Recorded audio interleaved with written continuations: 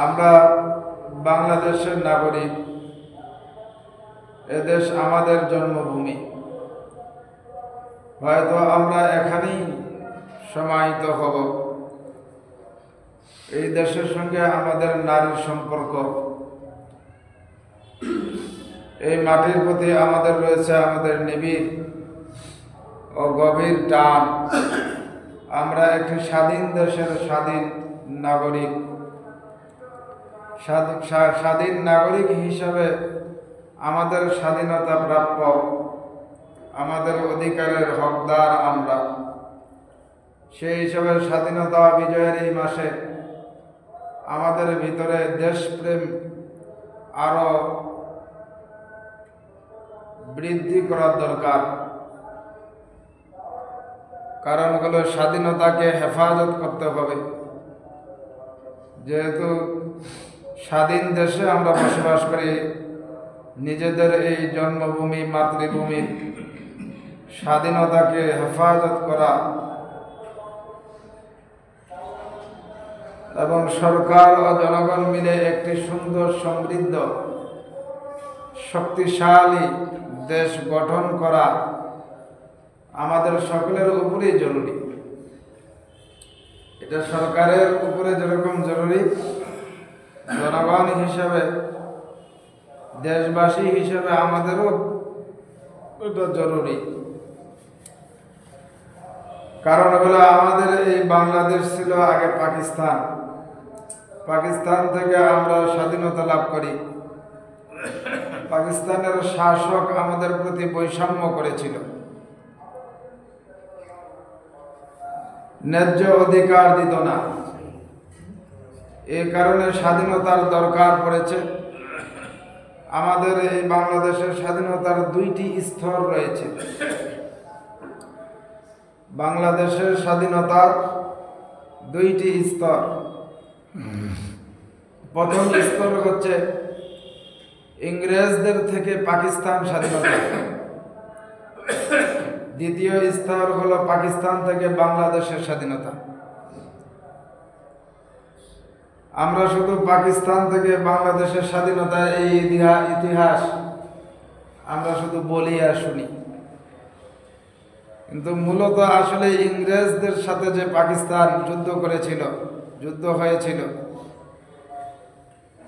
ওই যুদ্ধ না হইলে এই বাংলাদেশও আমরা স্বাধীন বাংলাদেশ পাইতাম না। এই জন্য মূল প্রথম স্তরটাই হইল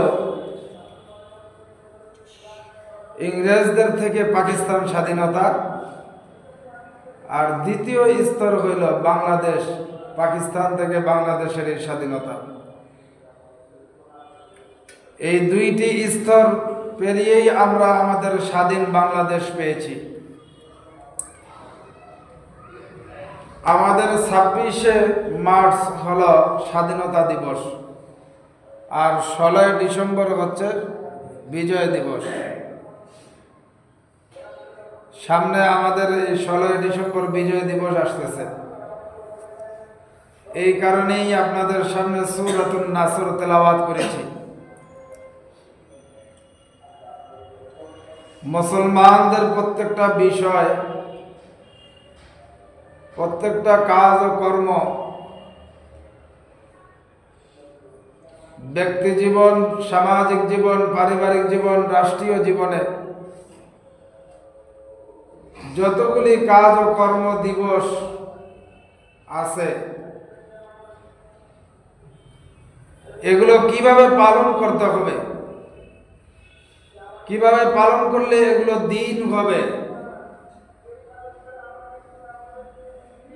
এই দিক নির্দেশনা আল্লাহ রাব্বুল আলামিন কোরআনে কারীমের মধ্যে দিয়ে দিয়েছেন।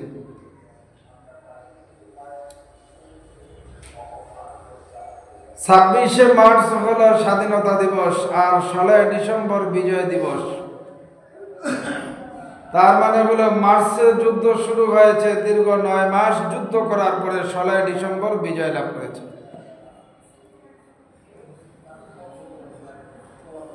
কারণ হলো আমরা 26শে মার্চ তেমন একটা গুরুত্ব দেই না, 16 ডিসেম্বরটা যেইভাবে গুরুত্ব দেই। কিন্তু দুটি মাসই আমাদের কাছে গুরুত্বপূর্ণ। শুরুটাও গুরুত্বপূর্ণ, শেষটাও গুরুত্বপূর্ণ। স্বাধীনতা হলো এটা মানুষের অধিকার, দেশের জনগণের অধিকার। হযরত ওমর ইবনুল খাত্তাব রাদিয়াল্লাহু তাআলা আনহু এর শাসন আমলে ওই সময় মিশরের গভর্নর ছিল আমর ইবনুল আস রাদিয়াল্লাহু তাআলা আনহু। আমর ইবনুল আস রাদিয়াল্লাহু তাআলা আনহু ছেলের নাম ছিল উবাইদুল্লাহ বিন আমর। আমর ইবনুল আস রাদিয়াল্লাহু তাআলা আনহু ছেলে উবাইদুল্লাহ বিন আমর গ্রামের একটা মানুষকে মারধর করে, গ্রামের একটা মানুষের উপরে আঘাত করেছে, নির্যাতন করেছে।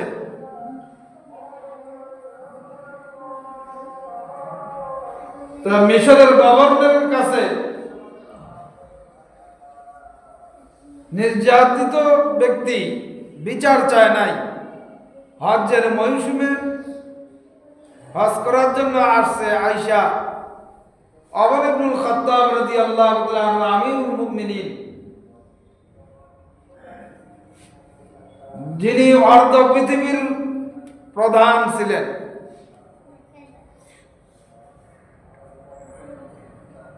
এই ওমর ইবনুল খাত্তাব রাদিয়াল্লাহু তাআলা আনহুর কাছে বিচার দিলেন। ওমর ইবনুল খাত্তাব রাদিয়াল্লাহু তাআলা আনহু তৎক্ষণাৎ আইন শৃঙ্খলা বাহিনী যে প্রধান ছিল মুহাম্মদ ইবনে মাসলামাকে নির্দেশ দিলেন যে যাও, জরুরি ভিত্তিতে মিশরের গভর্নর ও তার ছেলেকে গ্রেফতার করে নিয়ে আসো, ধরে নিয়ে আসো। হজের মৌসুম ছিল, মক্কা থেকে মক্কায় মুকাররমার মধ্যে লোকারণ্য। সবাই আশ্চর্য হয়ে দেখলো যে ওমরের আদালতে আসামির কাঠগড়ায় দাঁড়িয়ে আছেন মিশরের গভর্নর আর তার ছেলে।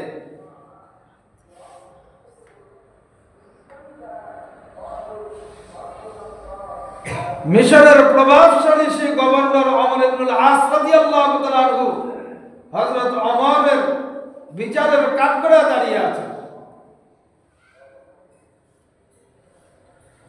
হযরত ওমর রাদিয়াল্লাহু তাআলা আনহু বিচার করলেন। তিনি বললেন নির্যাতিত ব্যক্তিকে যে যাও, তুমি তোমার বদলা নিয়ে নাও। তোমার উপরে যেই পরিমাণ আঘাত করা হয়েছে ঠিক ওই পরিমাণ আঘাত তুমি তাকে ফিরিয়ে দাও।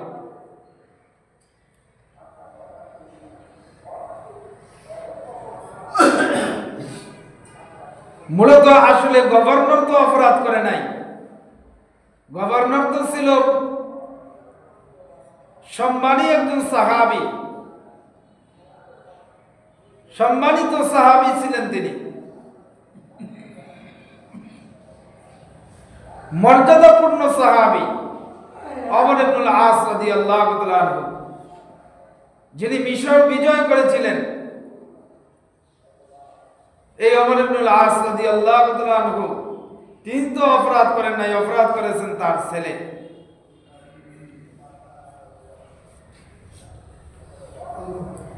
নির্যাতিত ব্যক্তি বলতেছেন আমিরুল মুমিনিন, এই ধরনের একজন জলিলুল কদর সাহাবী, একজন মর্যাদাপূর্ণ সাহাবীর গায়ে আমি কিভাবে হাত তুলি, তার গায়ে আমি কিভাবে আঘাত করব? এটা অসম্ভব, আমার দ্বারা এটা হবে না। হযরত ওমর রাদিয়াল্লাহু তাআলা আনহু তিনি তো নরম ছিলেন, কি বলেন নরম। হযরত ওমর হলো গরম, সাহাবীদের মধ্যে গরম। তিনি গর্জে উঠলেন, রাগান্বিত সুরে তিনি বললেন যে তোমাকে যা বলা হয়েছে তুমি তাই করো।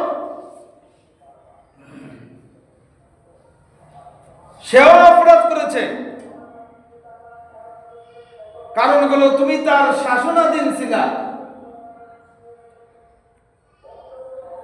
তোমাকে সে নিরাপত্তা দিতে ব্যর্থ হয়েছে। যেহেতু তোমাদের অঞ্চলের গভর্নর সে, তোমাদেরকে নিরাপত্তা দেওয়ার দায়িত্ব তার, এই দায়িত্ব সে ব্যর্থ হয়েছে। তার দ্বিতীয় অপরাধ হলো তার ছেলে কেডারগিরি করে বেড়ায়, মাস্তানি করে বেড়ায়, সে কখনো খবর রাখে না। এই দুইটা হলো তার অপরাধ। এই অপরাধের কারণে তোমার উপরে যে পরিমাণ জুলুম করা হয়েছে ঠিক ওই পরিমাণ জুলুম তার উপরে করা হবে। এটা অমরের সিদ্ধান্ত।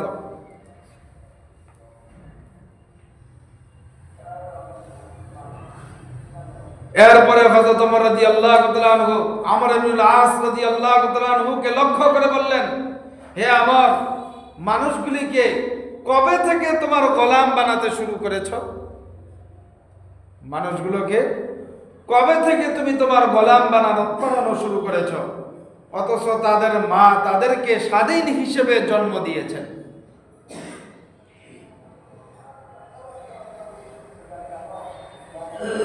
আমাদের সমাজের মধ্যে স্বাধীনতার নামে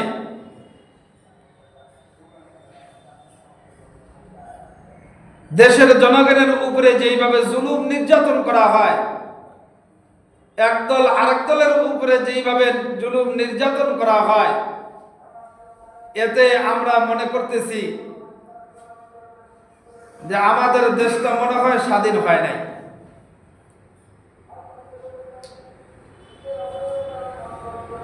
কারণ যে দেশটা স্বাধীন হবে ওই দেশের সমস্ত জনগণ স্বাধীনভাবে বসবাস করবে।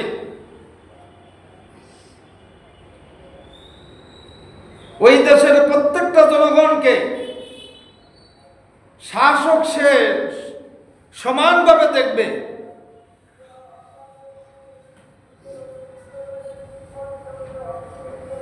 হযরত ওমর রাদিয়াল্লাহু তাআলা আনহু এই বক্তব্য মানবতার পক্ষে শক্তিশালী একটা দলিল। আজকে মানবতার পক্ষে অনেক বক্তব্য দেওয়া হয়, অনেক চাটুকারি করা হয়, অনেক চমৎকার বক্তব্য দেওয়া হয়। আমাদের নেতা নেত্রীরা বড় চমৎকার বক্তব্য দেয়, কিন্তু এটা শুধুমাত্র বক্তব্যের মধ্যে সীমাবদ্ধ রেখে বাস্তবে এর চালনা পরিমাণও বাস্তবায়ন করে না। এটা দেখা যায় না, চুল পরিমাণও পাওয়া যায় না তাদের কাছে।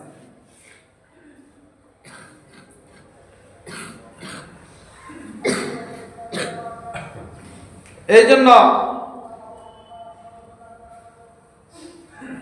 হযরত ওমর রাদিয়াল্লাহু তাআলা আনহু তার এই বক্তব্য কিয়ামতের আগ পর্যন্ত মানবতার পক্ষে শক্তিশালী একটা দলিল,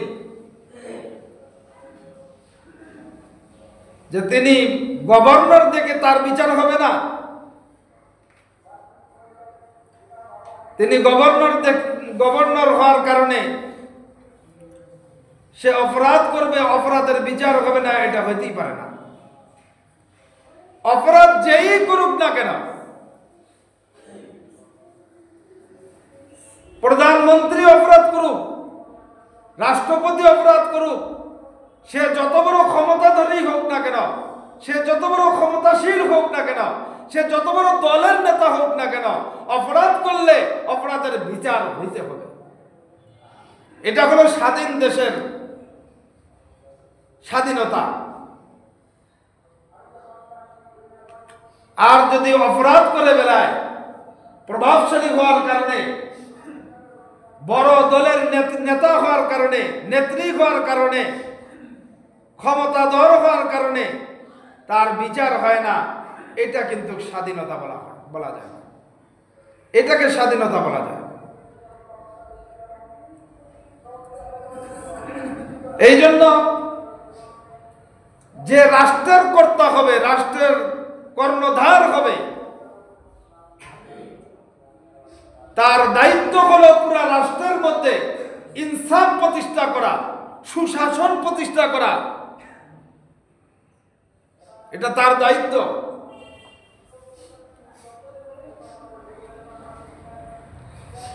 যখন কোন রাষ্ট্রের মধ্যে ইনসাফ প্রতিষ্ঠিত হয়, সুশাসন প্রতিষ্ঠিত হয়, তখন ওই রাষ্ট্রের জনগণ স্বাধীনভাবে কথা বলতে পারে, স্বাধীনভাবে সে বিচার চাইতে পারে, স্বাধীনভাবে তখন সে চলাফেরা করতে পারে, স্বাধীনভাবে ব্যবসা বাণিজ্য করতে পারে, স্বাধীনভাবে সে বসবাস করতে পারে। আর যেই রাষ্ট্রের মধ্যে ইনসাফ নাই, সুশাসন নাই, নিরপরাধ মানুষের উপরে জুলুম করা হয়, অপরাধীরা বাহিরে ঘুরে বেড়ায়, নিরপরাধ যারা এদেরকে জেলে ঢুকিয়ে তাদেরকে আটকিয়ে রাখা হয়। এই ধরনের জুলুম নির্যাতন যে দেশের মধ্যে হয়, ওই দেশ থেকে ইনসাফ উঠে যায়, সুশাসন উঠে যায়।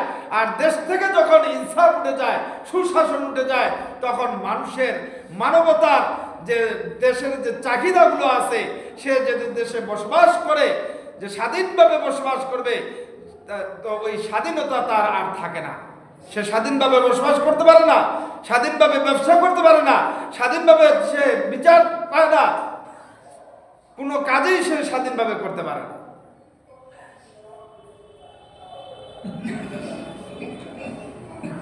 মূলত আসলে আজকে যে বিষয়টির উপরে আলোচনা করতে চেয়েছিলাম, সূরাতুন নাসর তেলাওয়াত করেছি, সংক্ষিপ্তভাবে আপনাদেরকে স্বাধীনতার সুফল এই ব্যাপারে একটু আলোচনা করলাম। এখন আসেন মূল আলোচনার মধ্যে। 16 ডিসেম্বর স্বাধীনতা দিবস। এই স্বাধীনতা দিবস উপলক্ষে আমাদের করণীয় কি?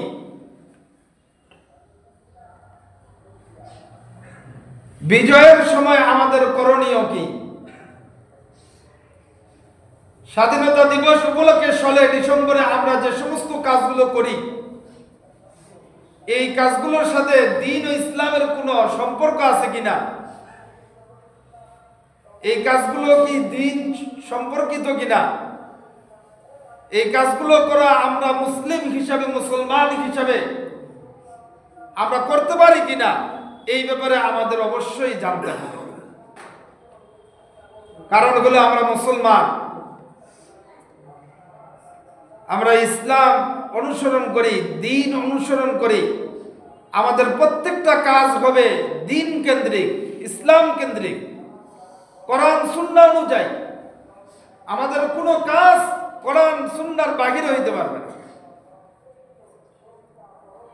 কোরআন সুন্নাহর বাহিরে যে কাজটা হবে, ওই কাজটাই হইল শয়তানের পক্ষ থেকে, ওইটাই হলো তার।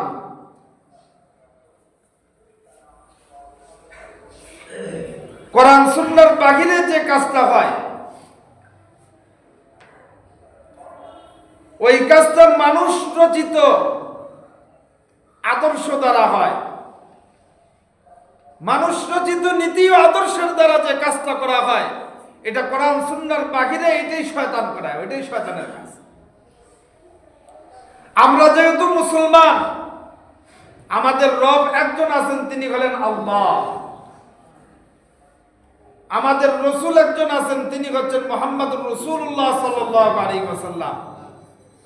আমরা আল্লাহর রসুলের অনুকরণ করব। এটা হলো আমাদের মুসলমান হিসেবে, এটা আমাদের দায়িত্ব। আর আল্লাহর রসুলের অনুসরণ করতে গেলে আমাদের জীবনের প্রত্যেকটা কাজ ও কর্ম, আমাদের জীবনের প্রত্যেকটা দিবস আমাদেরকে, চাই সেটা ব্যক্তি হোক, পারিবারিক হোক, সামাজিক হোক, রাষ্ট্রীয় হোক, যেটাই হোক না কেন, এটা আমাদেরকে কোরআন এবং হাদিস অনুযায়ী করতে হবে, কোরআন সুন্নাহ অনুযায়ী। যদি কোরআন সুন্নাহ অনুযায়ী করি, তাহলে ওই কাজটা দ্বীন কেন্দ্রিক হবে, দ্বীন অনুযায়ী হবে। আর দ্বীন অনুযায়ী হলে ওই কাজের সওয়াব আল্লাহ তাআলা আপনাকে আমাকে দিবেন, ওইটার নেকি হবে। আর এর বাহিরে হয়ে গেলে ওইটার গুনাহ, ওইটার সমপরিমাণ গুনাহ আল্লাহ তাআলা আপনাকে আমাকে দিবেন। বিজয়ের মাসে প্রত্যাশিত কাঙ্ক্ষিত জিনিস, আমরা মূলত আসলে দীর্ঘ সংগ্রাম চেষ্টার পর এই বিজয় লাভ করার আনন্দ মূলত আসলে আমরা ভাষায় কিন্তু প্রকাশ করতে পারবো না।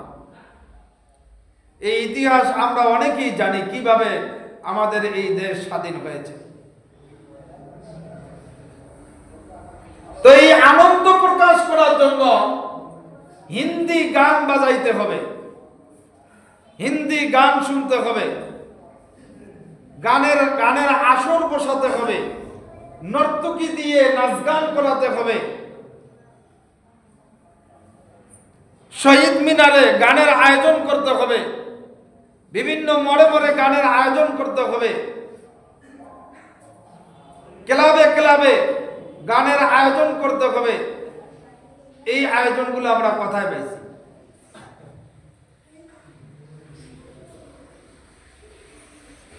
যারা আমাদের দেশকে স্বাধীন করার জন্য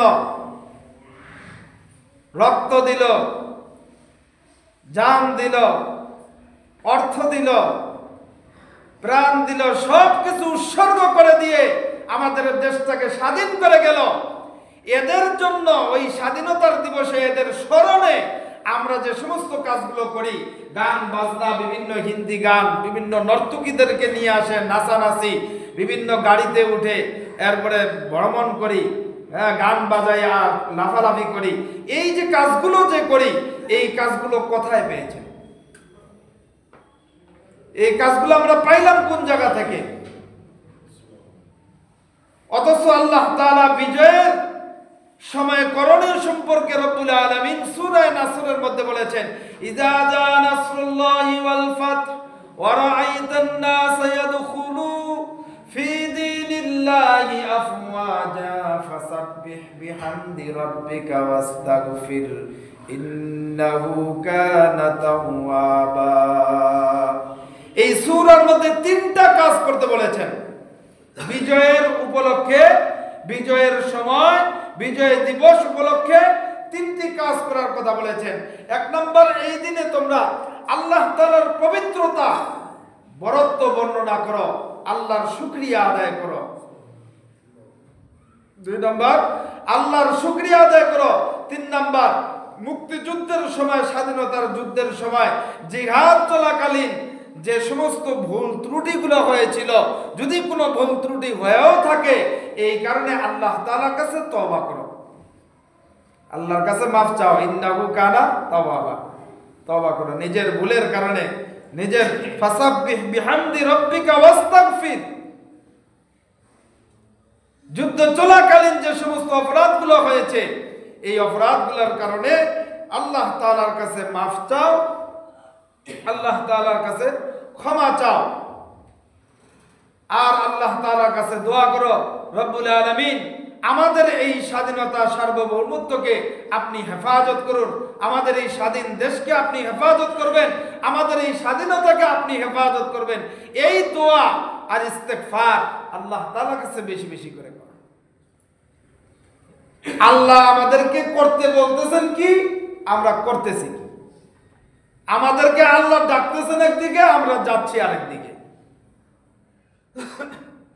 আমরা যদি আল্লাহর ডাকে সাড়া না দিয়ে শয়তানের ডাকে সাড়া দেই, শয়তানের ডাকে সাড়া দিয়া যারা আমাদের জন্য নিজেদের প্রাণকে উৎসর্গ করে দিয়ে, নিজের জান দিয়ে দেশকে স্বাধীন করে দিয়ে আমাদের কাছে স্বাধীন একটা দেশ দিয়ে গেল, তাদের জন্য আমরা যদি স্বাধীনতার ওই দিনে তাদের স্মরণে বিভিন্ন ধরনের গুনার কাজ করি, অন্যায় করি, নর্তকী নিয়ে আসে, গান বাজনা বাজিয়ে, তারপরে কবরের মধ্যে এরকম ফুল দেওয়া, বিভিন্ন ধরনের এই যে কাজগুলো যে আমরা করি, এই কাজগুলোর মাধ্যমে মূলত তারা তাদের কবরে তারা শান্তিতে থাকতে পারে না, তাদের কবরে তারা শুধু অশান্তিতেই থাকে। মূলত আমাদের দায়িত্ব ছিল তাদের জন্য ওই দিনে কিছু সওয়াব রেসানি করা, কিছু সদকা জারিয়া করা, তাদের জন্য দোয়া করা, কোরআন তেলাওয়াত করা, এগুলো আমাদের দায়িত্ব ছিল। এই দায়িত্বগুলো আমরা ছেড়ে দিয়ে আমরা বিভিন্ন ধরনের গান বাদ্য করি, শোভাযাত্রা করি, করার পরে এরপরে আমরা সবাই বাড়িতে ফিরে আসি। এটাকে আনন্দ উৎসব করি। মুসলমানদের আনন্দ উৎসব হবে দিন কেন্দ্রিক। তাদের জন্য আপনি কোরআন তেলাওয়াত করেন, জিকির আজকার করেন, সওয়াব রেসানি করেন, দান সদকা করেন, এর দ্বারা তাদের কবরের মধ্যে সওয়াব যাবে। আর তাদের কবরে সওয়াব রেসানি বাদ দিয়ে আমরা মূলত যে কাজগুলো করি এগুলো ইসলাম বিরোধী, দিন বিরোধী কাজ, এগুলো সম্পূর্ণ হারাম কাজ। এই হারাম কাজগুলো যদি আমি করি তাহলে এই হারামের পরিপূর্ণ একদম একটা গুনাহ, একটা পার্সেন্টেজ আপনার আমলনামায় তো থাকবে সমপরিমাণ গুনাহ। যাদের উদ্দেশ্যে আমরা করলাম তাদের কবরও চলে যাবে। নাউজুবিল্লাহ। আমাদের জন্য এত কষ্ট করে যারা স্বাধীন দেশ দিয়ে গেল, দেশটাকে স্বাধীন করে গেল, তাদের জন্য আমরা কবরে সওয়াব রেসানি না করে আমরা যে তাদের কবরে গুনাহ পৌঁছাইতেছি, এর হিসাব কিন্তু আপনাকে আমাকে অবশ্যই দিতে হবে। এই জন্য স্বাধীনতার দিবসে আমাদের করণীয় হইল মুসলমান হিসাবে যারা আমাদের দেশকে স্বাধীন করে গেছে তাদের জন্য কিছু সদকায়ে জারিয়া করা, তাদের জন্য কোরআন তেলাওয়াত করা, দোয়ার মাহফিলের আয়োজন করা, তাদের জন্য দোয়ার মাহফিলের আয়োজন করা, তাদের জন্য দোয়া করা, তাদের কবরে কিছু সওয়াব রেসানি করা। আল্লাহ রাব্বুল আলামিন আমাদের সকলকে স্বাধীনতার দিবসে যারা আমাদের এই দেশকে, আমাদের এই মাতৃভূমিকে স্বাধীন করে গেছে তাদের জন্য সওয়াব রেসানি করার তৌফিক দান করে বলেন আমিন। বাকি আমরা যে সমস্ত কাজগুলো আমাদের ইতিপূর্বে করেছি আল্লাহ তাআলা যেন আমাদেরকে ক্ষমা করে দেন, এর জন্য তওবা করা। আল্লাহর কসম করে বলতে পারি যে সমস্ত কাজগুলো আমরা এই 16 ডিসেম্বরে করে থাকি, এই কাজগুলো ইহুদি নাসরা খ্রিস্টানদের, তাদের বিজাতিদের কাছ থেকে আমদানি করা। আমরা মুসলমান, আমরা এক আল্লাহকে মানি, আমরা এক নবীকে মানি, আমাদের কাছে কোরআন আছে, নবীর হাদিস আছে। আমরা কেন বিজাতিদের আদর্শ গ্রহণ করব? আমরা রাসূলের আদর্শ গ্রহণ করব। কারণ হলো আমরা যে নবীর উম্মত, নবী আলাইহিস সালাতু ওয়াস সালাম আমাদের কাছে তার আদর্শ রেখে গেছেন। তার আদর্শ অনুযায়ী যদি আমরা চলতে পারি তাহলে অবশ্যই আমরা গোটা দেশটাকে আমরা একটা মানবতার সুন্দর, সুখী, সুন্দর, সমৃদ্ধ একটা দেশ আমরা করতে পারবো। আমরা কিন্তু একটা সুন্দর মানব সেবা একটা দেশ, আমরা সমাজ আমরা একটা কিন্তু আবার ফিরিয়ে আনতে পারবো। এই জন্য আমার ভাইরা, আমরা 16 ডিসেম্বরে যে সমস্ত কাজগুলো আগে করেছি আজ থেকেই আমরা তওবা করে নেই, এখন থেকে আমরা ছেড়ে দিই, পূর্ণ তওবা করে নেই। নিজেও করব না, নিজের সন্তানদেরকে ওই সমস্ত অনুষ্ঠানে পাঠাবো না, নিজেও আমরা আমলের সাথে থাকবো, জিকিরে ফিকিরে থাকবো, দোয়ার মশগুলে থাকবো, সন্তানদেরকেও দোয়ার মশগুলে রাখবো, এরপরে তাদের দ্বারাও কিছু সওয়াব রেসানি করাবো। আল্লাহ রাব্বুল আলামিন আমাদের সকলকে সহিভাবে বুঝদান করে সহিভাবে আমল করার তৌফিক দান করে বলেন আমিন। যারা শুনো কাবলা জমা চার কাছে